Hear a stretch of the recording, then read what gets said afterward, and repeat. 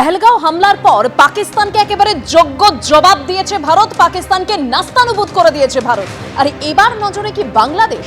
ভারতীয় পণ্যে বাংলাদেশের কড়াকড়ির পাল্টা প্রত্যাঘাত। বাংলাদেশকে জব্দ করতে এবার বাণিজ্য আক্রমণে ভারত। রেডিমেড পোশাক থেকে প্রক্রিয়াজাত পণ্য স্থলপথে আমদানি নিষিদ্ধ করে দেওয়া হলো।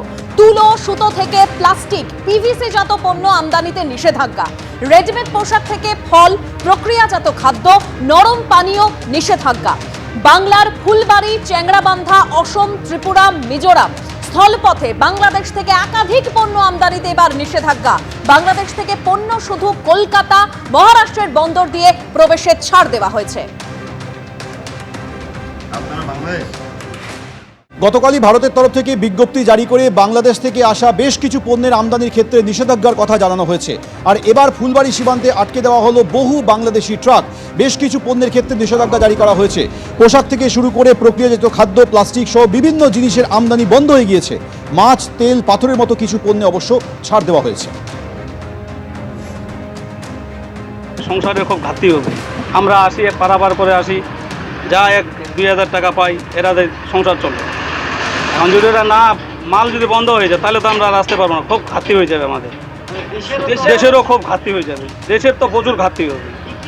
বাংলাদেশের অর্থনীতিতে এটা একটা বড় চাপ পড়বে। কারণ হচ্ছে যে ধরেন বাংলাদেশে যে ওরা প্রোডাক্টসগুলো তৈরি করে আমাদের এখানে সাপ্লাই করতো, টোটালি ওইটা বন্ধ করে দিয়েছে ভারত সরকার। যেরকম ধরেন আপনার ওই প্লাস্টিক আইটেম, নানান রকমের যে চেয়ার বা ফার্নিচারের যাবতীয় প্লাস্টিকের জিনিস, প্লাস হচ্ছে আপনার জুস, অ্যাভারেজে 80 গাড়ি ঢুকতো। যেহেতু ভারত সরকার এটা বন্ধ করেছে, তো আমরা অলওয়েজ এটাকে ওয়েলকাম করবো, যে ওনারা যেটা করেছে ভালোর জন্য করেছে, তো আমরা ওনাদের ইয়েতে রাজি আছি আর কি। স্থলপথে বাংলাদেশের সাথে সবচেয়ে কম দূরত্বের মধ্যে কাজটা হতো, সেটা এখন আর পসিবল হবে না। যেহেতু জলপথে কাজটা করতে হবে, এটাতে বাংলাদেশের কস্টিং অনেক বাড়বে এবং সেটাতে ওনারা হয়তো অনেক সমস্যার মুখে পড়বেই। শুধু ফুলবাড়ি সীমান্ত নয়, ত্রিপুরার সমস্ত সীমান্ত দিয়েও বাংলাদেশি পণ্য আমদানিতে নিষেধাজ্ঞা জারি করা হয়েছে। রেডিমেড পোশাক থেকে প্রক্রিয়াজাত পণ্য, তুলো সুতো থেকে প্লাস্টিক বা পিভিসি জাত পণ্য স্থলপথে আমদানি নিষিদ্ধ করা হয়েছে। আগরতলা স্থলবন্দর সহ রাজ্যের 4 জেলার 6টি বন্দর দিয়ে বাংলাদেশ থেকে আমদানি রপ্তানি হতো রাজ্যে। গতকাল একটি নোটিশে জানিয়ে দেওয়া হয় বেশ কিছু পণ্য স্থলবন্দর দিয়ে আমদানি করা যাবে না এবং যে পণ্যগুলোর উপর নিষেধাজ্ঞা জারি করা হয়েছে সে পণ্যগুলো প্রায় প্রত্যেক মাসে 1 কোটি টাকার উপর আমদানি হতো এই রাজ্যে বলে জানিয়েছেন আমদানি রপ্তানির সঙ্গে যুক্ত ব্যবসায়ীরা। প্রসেনজিৎ সাহা, এবিপি আনন্দ, আগরতলা। পাকিস্তানের গুপ্তচর সন্দেহে হরিয়ানায় গ্রেপ্তার আরও একজন। হরিয়ানা নুহ থেকে আরও একজনকে গ্রেপ্তার করেছে পুলিশ। ভারতের গুরুত্বপূর্ণ তথ্য পাকিস্তানে পাচারের অভিযোগ।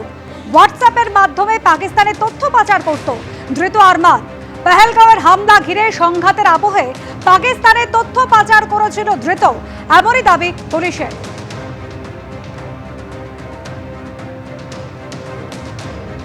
गिरफ्तारी कहां से और कैसे संभव हुई, कैसे इसके बारे में पता लग पाया और अब तक की पूछताछ में क्या पता चल रहा है? ये हमारे नगीना पुलिस द्वारा खुफिया सूचना के आधार पर एक युवक है अरमान, उसको गिरफ्तार किया गया है।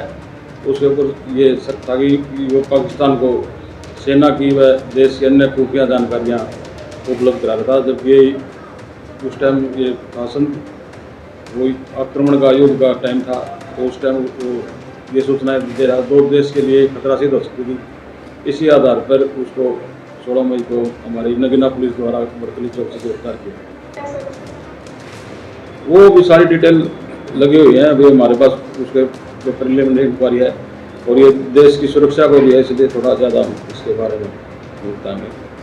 सर, आईबी और हरियाणा पुलिस की संयुक्त कार्रवाई ये हमारे पास, हाँ, ये सारी खुफिया सूचनाएं होती हैं, तो कई प्रकार के होंगे, हम सूत्र बता नहीं सकते। तो ये इन्फॉर्मेशन है जो हमारे पास आएगी, उसके आधार पर इसको अरेस्ट किया गया है और हमारे पास पुख्ता सबूत हैं। वो अन्य भी हमें जो अन्य जानकारियाँ उसके बारे में प्राप्त करने का प्रयास कर रहे हैं, हमारी टीमें लगी हुई हैं।